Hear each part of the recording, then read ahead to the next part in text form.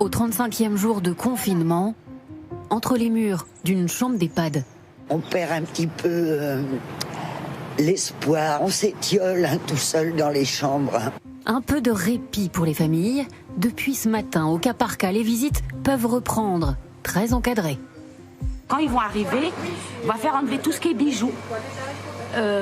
Ensuite, lavage de main, évidemment, les mesures barrières. Donc c'est le lavage de main, le port du masque, des gants.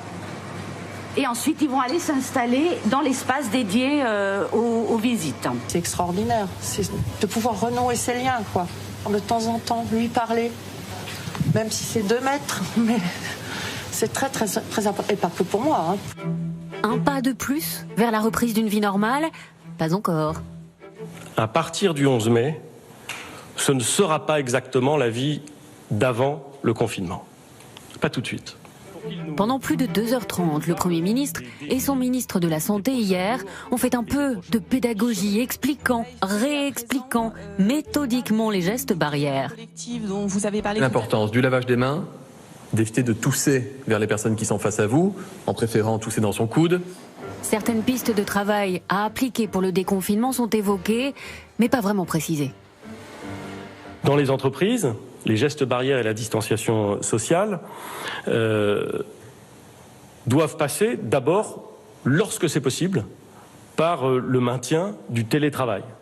Les déplacements à venir, après le 11 mai, seront eux aussi soumis aux mêmes consignes de protection. Les transports sont un des cas où le port du masque pourra être obligatoire à compter du 11 mai.